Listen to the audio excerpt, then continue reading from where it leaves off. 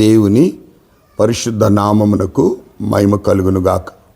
మరొక ఉదయకాలము ప్రభు సాన్నిధ్యములో దేవుని వాక్యమును జ్ఞాపకం చేసే కృపను దేవుడు మనకు అనుగ్రహించిన ఆయన మహాకృపను బట్టి ఆయనకే ఘనత, మహిమ, ప్రభావములు కలుగునుగాక.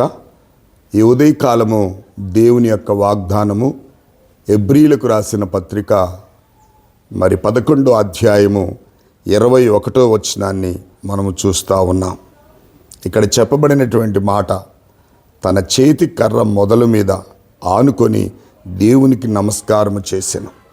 నిజంగా ఇస్సాకు తన కుమారులను ఆశీర్వదించిన తీరును ఇక్కడ మనం చూస్తూ ఉన్నాం. ఎలాగ ఆశీర్వదించాడంటే, ఒక్కొక్కరిని ఆశీర్వదించి తన చేతికర్ర మొదలు మీద ఆనుకొని దేవునికి నమస్కారం చేసి ఆశీర్వదించినట్లుగా మనం చూస్తూ ఉన్నాం. ప్రియులారా, నిజంగా దేవుని చిత్తము, దేవుని ఎడల ఉన్నవారి పక్షాన దేవుడు ఉద్దేశించిన సంగతులను ఇక్కడ మనం జ్ఞాపకం చేసుకుంటున్నాం. ఈ 11వ అధ్యాయం అంతా కూడా విశ్వాసులను గూర్చినటువంటి జాబితా. ప్రియులారా, విశ్వాసమును గూర్చి రాయబడిన మాటలు. ప్రియులారా, విశ్వాసం అనున్నది నిరీక్షింపబడి వాటి యొక్క నిజస్వరూపమును అదృశ్యమని ఉన్నటకు రుజువైనది అని చెప్తున్నారు. దానిని బట్టి పెద్దలు సాక్ష్యము పొందిరి అని చూస్తూ ఉన్నాం. అవును ప్రియులారా, నిజంగా విశ్వాసము లేని జీవితం, మరి విశ్వాసము లేకుండా దేవునికి ఇష్టలుగా ఉంటే అసాధ్యం. అందుకే ఇక్కడ ఆ విశ్వాసుల యొక్క జాబితాను మనం జ్ఞాపకం చేసుకున్నట్లయితే, మరి దేవుని వాక్యం వలన సమస్తం నిర్మాణమైందని, దేవుని వాక్యం వలనే అదృశ్యమైన ఉన్నటకు రుజువైనదని, దాన్ని బట్టి మరి పెద్దలు సాక్ష్యం పొందిరి. ప్రపంచములు దేవుని వాక్యం వల్ల నిర్మాణమైన, అందును బట్టి దృశ్యమైనది కనబడే పదార్థములతో నిర్మించబడలేదని విశ్వాసం చేత గ్రహించుకొనుచున్నాము. విశ్వాసం బట్టి హేబేలు కయ్యూను కంటే శ్రేష్టమైన బలి దేవునికి అర్పించను. దేవుని నామానికి మహిమ కలుగునుగాక.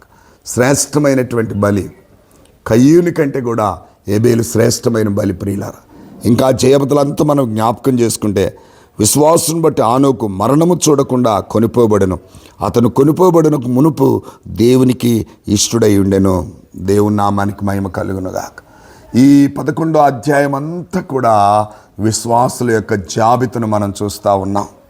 ఇస్సాకు అనగా విధేయుడు. ప్రియులారా, ఇస్సాకు తన కుమారులను ఆశీర్వదించిన విధానం ఇక్కడ మనం చూస్తూ ఉన్నాం. చాలా వృద్ధాప్యములో దేవుడిచ్చిన ఆ కర్ర మొదలు ఆనుకొని వారిని ఆశీర్వదించి, తన చేతి కర్ర మొదలుకొని నిజంగా వారిని ఆశీర్వదించినట్లుగా చూస్తూ ఉన్నాం.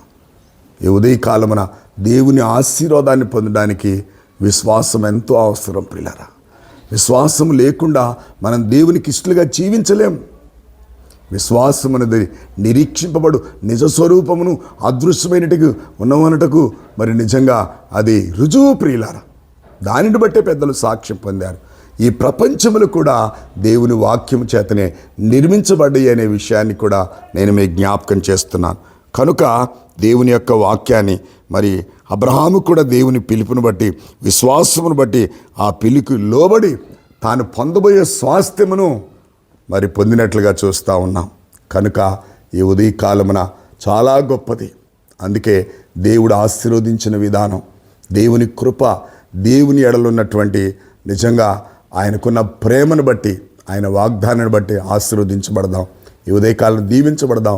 దేవుని చిత్తములో మన విషయంలో జరుగునట్లుగా ప్రభు సన్నిధిలో ప్రార్థన చేద్దాం. పరిశుద్ధుడా, ప్రేమగల తండ్రి, కృపగల యేసయ్య, నువ్వు మా మీద చూపిన ప్రేమను బట్టి, దయను బట్టి, కృపను బట్టి నీకు వందనాలు చెల్లిస్తున్నాం. ఈ ఉదయకాలమున మా ప్రార్థన మీరు అంగీకరించి నీ వాగ్దానాన్ని ఎత్తిపట్టి మేము ఆశీర్వాదం పొందినట్లుగా నీ కృప మాకు అనుగ్రహించుమని యేసుక్రీస్తు నామములో అడిగి వేడుకొనుచున్నాను తండ్రి. ఆమేన్. దేవుని నామానికి మహిమ కలుగునుగాక.